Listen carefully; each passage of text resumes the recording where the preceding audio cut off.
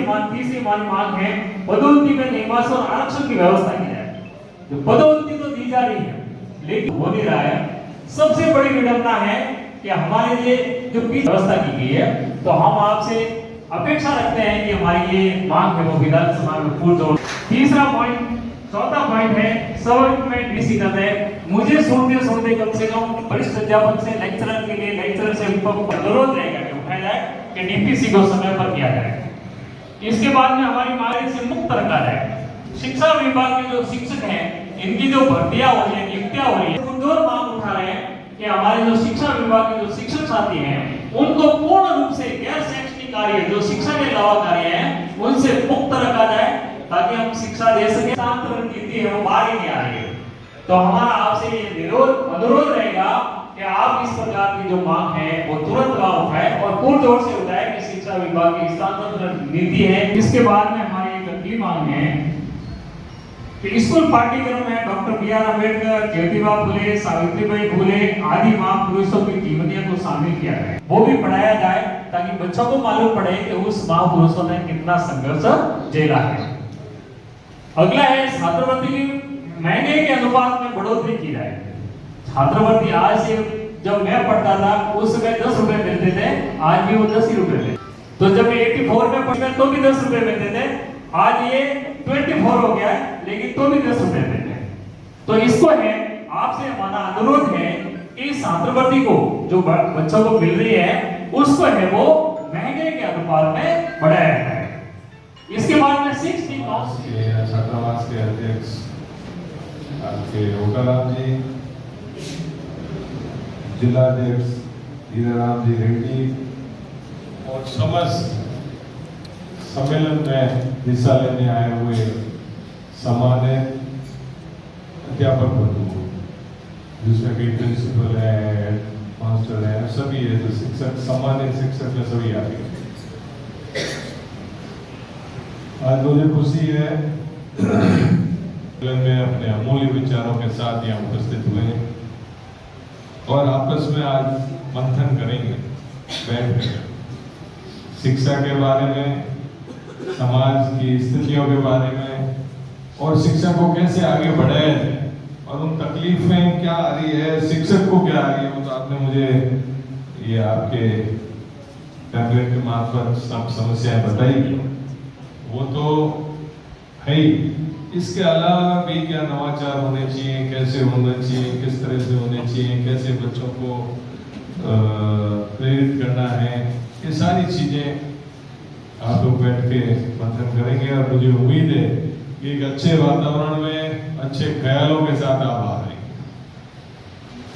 मैं धन्यवाद देना चाहूंगा छात्रावास ने भी जो सुविधा यहाँ आपको उपलब्ध कराई और सभी सफल हो।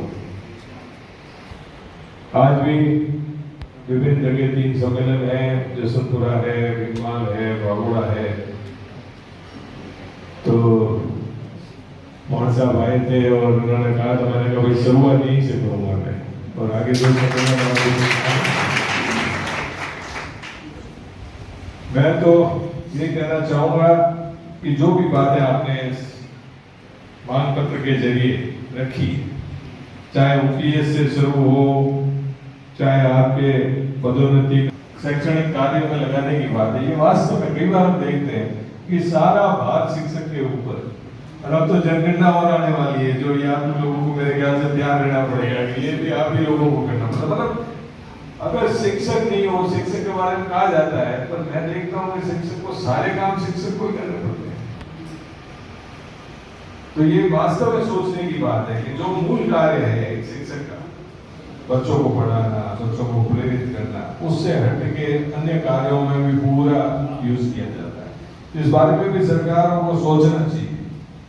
आपने सारी बातें की है, स्कूल पाठ्यक्रम में अम्बेडकर साहब, ज्योतिबा फुले जी और सावित्रीबाई फुले की कहानियां भी शामिल की जाए। छात्रवृत्ति की महंगाई के अनुपात में बढ़ोतरी की बात है, ये भी वाजिब है। शिक्षक 60 काउंसलिंग में इधर से उधर कर दिए जाते हैं कि पति पत्नी को अलग क्यों रखा जा रहा है, जब उनके तो आसपास जितना संभव हो उतना होना चाहिए।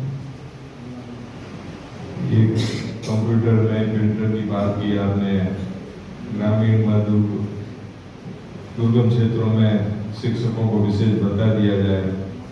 ये सारी बातें आपकी वाजिब हैं, समय समय पे आप लोग उठाते भी रहते हैं और प्रेशर पड़ता है जब भी सरकारें काम करती। ओपीएस के बारे में ये कहना चाहूंगा कि मैं यहाँ पार्टी की बात नहीं करूंगा, फिर भी कहना चाहूंगा कि ओपीएस के लिए हमारी पार्टी ने जम के पीछा किया और जहां भी हमारी सरकारें थी ओपीएस को लागू किया। उसी का असर है कि जिन लोगों ने बिल्कुल ही अपने आप को तैयार ही नहीं हो रहे थे, अब उन्होंने वो इसका बीच का रास्ता निकालने की कोशिश की कि यूपीएस दिया, पर अंत में इनको आना पड़ेगा। तो ये चाहे कितना भी कर ले, घूम फिर के आखिर लोगों की मांग तो माननी पड़ेगी। तो मुझे उम्मीद है कि ये प्रेशर इसी तरह से अगर बना रहेगा तो अंत में सरकारें झुकती भी है, अपना कदम पीछे भी खींचती है और सब चीज होगी। और हम लोग ये जितनी भी मांगे हैं ओपीएस से लेके सारी मांगों के लिए इतना आश्वस्त कर सकता हूँ कि विधानसभा में समय समय पे हम सब मिलकर आपकी बातों को उठाएंगे और मजबूती से। शिक्षक समाज में गुरु का स्थान है और गुरु फिर नारायण जी जैसे हो जो बच्चों को इस तरह से प्रेरित करे कि उनके खर्चे पे और खुद की गांठ का पैसा करके लोगों को करना बहुत मुश्किल काम है। तो इसलिए बधाई देता हूँ और इस तरह से प्रेरित करना पड़ेगा। बच्चों को प्रेरित करेंगे, अपने बच्चों को कॉन्फिडेंस देंगे, हिम्मत देंगे। बाहर भेजने का मतलब क्या है? यही है ना कि दुनिया देखे, दुनिया में जाए, उनका आत्मविश्वास है। हम बच्चों को बाहर क्यों भेजें? हम अगर उनको घर में बिठाए रखेंगे तो बच्चों का आत्मविश्वास नहीं आएगा, चाहे वो कितना भी पढ़ लिख लेंगे। ये मान्यता रही कि अपने बच्चे को अगर हम कॉन्फिडेंस दे दें तो वो चाहे नंबरों में पीछे रह जाए पर वो पहाड़ भी तोड़ के आ सकता है। तो इसलिए आपसे अनुरोध है कि बच्चों का ऑलराउंड डेवलपमेंट के लिए आप लोग प्रयास करें, जो आपका मूल कार्य है शिक्षा, तो वो प्रेरित करेंगे। कोई कारण नहीं है कि हम शिक्षा में बच्चों को आगे ला सकें, समाज को आगे ला सकें और लोग इसी तरह से आगे बढ़ेंगे। देश तभी आगे बढ़ेगा, बातों से देश आगे नहीं बढ़ेगा। जब अपना बच्चा है, अपना परिवार है, वो आगे बढ़ेगा तो देश भी बढ़ेगा। लंबी बातें नहीं करूंगा क्योंकि आप लोगों को सुनना चाहिए था। सम्मेलन एक दिन का होना चाहिए, एक साथ 3 रख देते हैं, इसलिए फिर मेरे यहाँ पहुंचो, अच्छी बुक्स अवेलेबल हो, हॉल हो जिसमें बैठ के पढ़ सके। तो मार्ट साहब आप लोग अपन बैठ के तैयार करेंगे ताकि जो भी 25-50 लाख खर्च होंगे हम उसको देंगे। इसके अलावा कई लोग ये सोचेंगे बाहर आना पड़ता है। ये मेरी दिल से इच्छा है कि मैं शिक्षा पे और बच्चों के लिए जितना एमएलए कोटे से पैसा दे सकूं वो प्रयास करूं, क्योंकि हमारे पास लोग आएंगे सीसी रोड ले जाने के लिए और नालियां बनाने के लिए पैसे ले जाएंगे, पर मुझे पता है कि वो पैसा अंत में वेस्ट ही होता है, क्योंकि वो क्वालिटी क्या होती है। तो इसके बजाय हम स्कूल में शिक्षा में अगर वो पैसा खर्च कर सके तो ज्यादा फायदा हो। इसलिए आप लोग जो विभिन्न स्कूलों से पढ़ा रहे हैं उन लोगों से भी अनुरोध है कि आपके स्कूलों में अगर जैसे निगोड़ई है या कोई और भी विद्यालय कि आपको लगता है कि हमें एक लाइब्रेरी बनानी चाहिए, तो मैं खुशी से उस चीज को करने में मेरे दिल से खुशी होगी। सिटी में भी किशन जी और आप सब बैठे हो, सिटी में आप लोगों को लगे कि हमारे इस सोसाइटी के बीच में लाइब्रेरी होगी। कल ही हम नगर पालिका की मीटिंग में बैठे थे तो बात चली कि पुरानी लाइब्रेरी तो वापस रिवाइव करो की बात चली। मतलब रिवाइव करो इसका मतलब वो मामला गड़बड़ हो गया। तो अपन बच्चों को दिल्ली भेजते, राजेंद्र नगर भेजते, कोटा भेजते, किस लिए भेजते कि वहां लाइब्रेरी।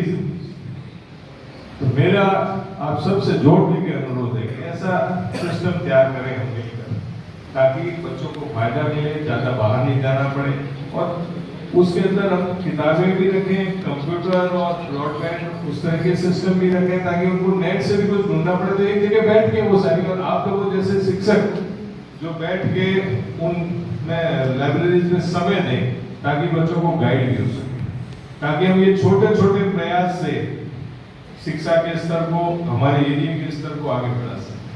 मैं उम्मीद करता हूँ कि आप लोगों का इस मामले में मुझे सुझाव देगा, सहयोग देगा। मैं सहयोग मांग रहा हूँ क्योंकि मन में तो आ रही है पर मन में आने के बाद कोई लेने वाला नहीं होगा, कराने वाला नहीं होगा।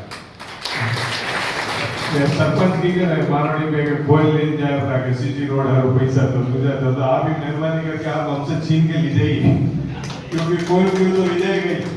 तो आप लोग अगर इस पॉजिटिव काम के लिए पीछे लगेंगे तो मुझे लगता है कि इस भीनमाल में मेरा भी एक छोटा सा सहयोग होगा शिक्षा के प्रति, यही मैं कहना चाहता हूँ। और स्वागत किया, सम्मान दिया, आप लोगों से मिलने का अवसर दिया। इतना ही कहूंगा कि आधी रात को आप लोगों के तैयार, कभी संकोच मत रखिए।